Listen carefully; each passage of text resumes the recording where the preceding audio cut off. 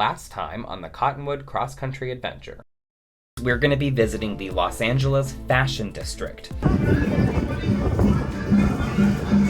Take this jewelry store, for example, and there's tens and thousands of pieces of jewelry in just this one little store. I love this color, and I'll show you the texture is velvety smooth. But then I was taken.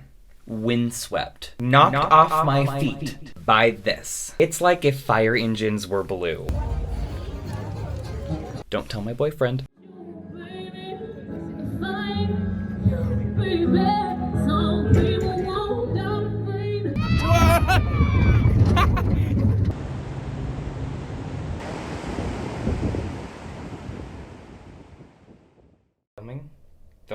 Filming. Okay. Alright, take 1,000,000. First time I filmed this, it was all blurry. Second time I filmed this, it didn't turn the microphone on. So, if this doesn't work, there is just not going to be an episode 7. So let's get it done. Hey everyone, welcome back to the Cottonwood Cross Country Adventure. My name is Andrew and I'll be your host. When my life circumstances suddenly changed earlier this year, I was laid off from my job, not a relationship thing for those who were asking. I decided to take a road trip for 12 days to gather inspiration, center myself, and build out the vision for what will one day become Cottonwood Loungewear. For more information about Cottonwood Loungewear, check out episode 1 in the description below. Make sure to subscribe to Cottonwood to catch all the stops on this journey. But for now, let's get back on the road. This is the Cottonwood Cross Country Adventure.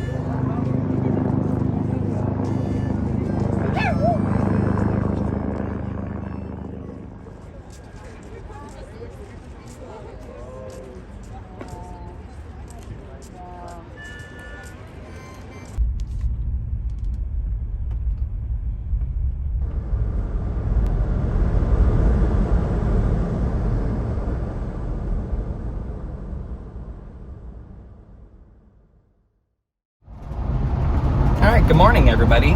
We are on the road and headed to Monterey, California. We've got a little turtle here next to us in the seat. I went to Petco and got some new substrate and a little place for him to hide in, and got some filtered spring water because his water needs to be changed, and it's a bit bigger of a tank as well, especially if we're going to be driving for a while. I want him to have somewhere where he can warm up, come out of the water and dry off, and be in the water if he wants, all in clean water. Trying to figure out what to do for heating on the drive. The guy at Petco was recommending like hot hands, like hand warmers that you could put under the tank while you're driving. I've got the seat heater on level 3 right now, and the seat is pretty warm. So after a little bit, I think I'm gonna stop and get an instant read kitchen thermometer and see if I can just get a better idea of how cold the water is.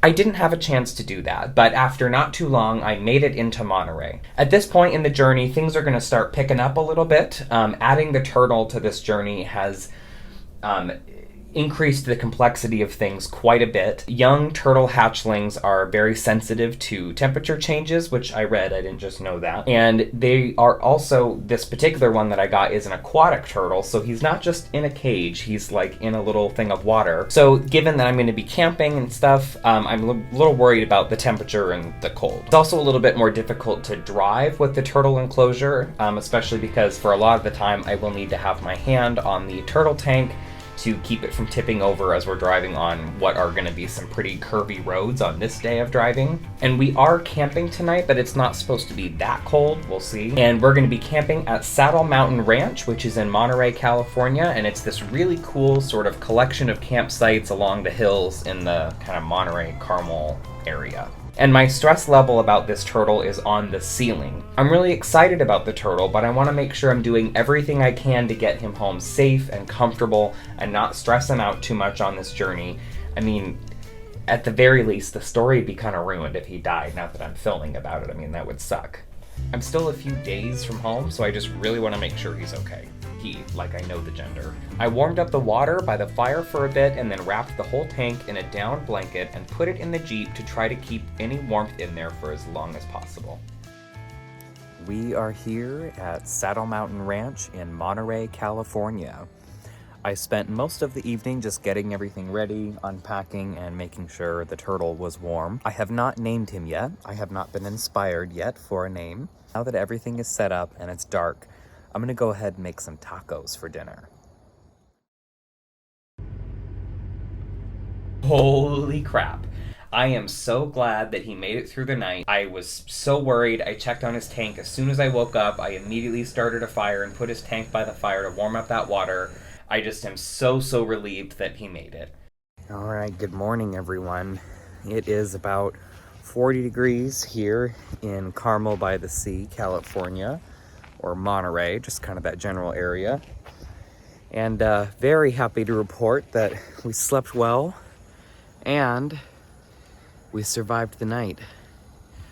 He's doing really well. He's walking around. I warmed up his water before bed and wrapped him up in a nice down blanket, and then woke up and put him by the fire again this morning, and he's up and moving around. So he didn't eat anything last night, but it's probably just because of all the stress and stuff. So getting my coffee going over here.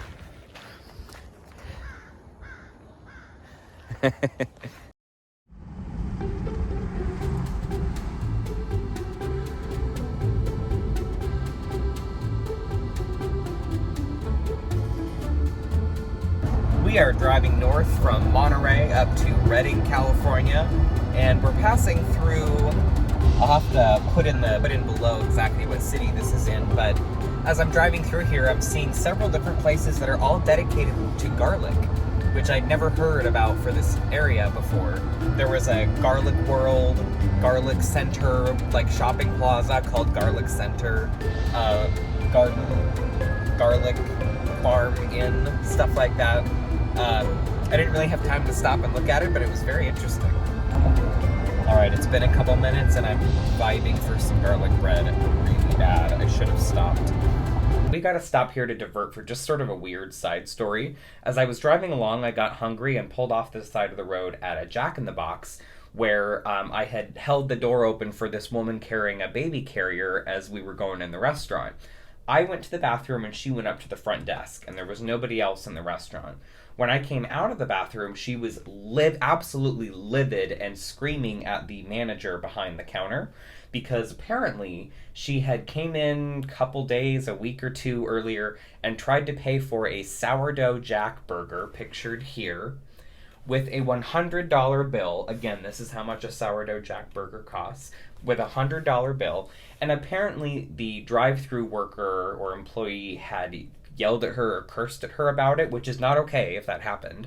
And who knows if that happened. Apparently this person was so perturbed by that experience that she scheduled a time with the Jack in the Box manager to come in and talk about it and bring her baby with her. Unacceptable. Like, not okay. Like, that's not okay behavior. Like, I didn't get anything until I don't know. Okay, so what are we going to do about this? Are you going to cut some birds or what are we going to do? Because I'm not. And I felt bad for the manager there because clearly this manager had not heard of this incident before and had not been briefed on this apparent meeting that was going to be taking place. And really all that this person was yelling was basically like, what are you going to do about it? Like, what are they going to do about it? You guys saw this lady. So she does get her replacement sourdough jack pictured here. And she gets a large soda with it. And as soon as she gets it, she spills the large soda all over the counter and the floor. And it was legitimately an accident. I watched it happen, but she immediately yelled at the manager about how unstable the lids were and how that wouldn't have happened if that was the case. Thank you. I'll clean this up. She didn't clean up the soda, by the way. After putting baby in the car, a quick vape before heading out. No way. She's parked in a disabled spot, too. So that was an interesting lunch and a show. We're currently driving to Whiskey Town Marina right now, and the drive so far has been very flat, very straight, and a little more boring than I thought it was going to be. Not a lot of scenery, at least along the I-5 corridor, at least in this area. Lots of agriculture, lots of fields, not even a lot of towns, and even the towns they're not built up a lot. Pretty rural out here, which was surprising. Honestly, there isn't a whole lot in between Monterey and Redding other than flat agricultural land, and with my hand on the turtle tank, it's going to be a little bit difficult to keep filming for part of this day. Until I found a town called Cottonwood. I know I've passed by the general area of a couple other places called Cottonwood along my journey, but this is the only one that is directly in my travel path. I had a lot of fun getting off the highway and checking out the downtown streets of Cottonwood. It's a really cool old western town, and it made it seem more western-y by the fact that there was a saloon or like a barbecue on one of the main streets, and it was just making the entire area smell woody and smoky. It just was so vibe. I'm here in historic Cottonwood, California, and I wasn't even able to get Siri to take me here because she didn't recognize where it is, but it's a really cute old historic town. It's got really cute vibes, especially this area right behind me here, this main drag. It's all western, and it just smells like barbecue around here. It must be this Roadrunner grill right here or something. It just has that like smoked ribs smell. It smells like what it looks like around here. All these like old buildings, and it just smells like barbecue. I took a few shots of stuff that was going on downtown Cottonwood, and I wanted to stay longer and film more, but two sort of difficult things happened when I was downtown Cottonwood. One of which I heard back from a prospective job, which said that my interest in the sales manager position meant that I just wanted to sit back and do nothing, which I found to be a little bit insulting. And I also realized that the ring was gone.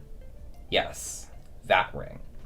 The ring that I hesitated on buying, the one that I gave myself a second chance to like maybe not buy. I spent way too much money on it, and I freaking lost it. I'm pretty sure that I took it off when I was driving, and I had taken the ring off to wash my face at like a grocery store, and I think washing my face just like refreshed me so much that I patted my face dry and was like, oh, much better, okay, let's leave. You know, because I'm not used to wearing a ring. I'm not used to like having to remember. But you guys, that was like yesterday or like 2 days ago when that happened. So who knows where that ring is now? I mean, it's gone.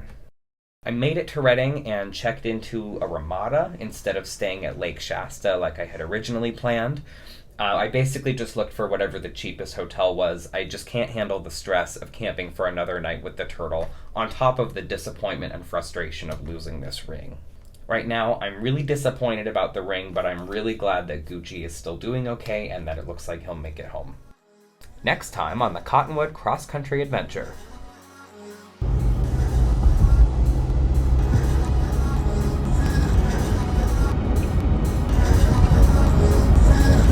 It's a little bit darker, my music choices are a little bit more dramatic.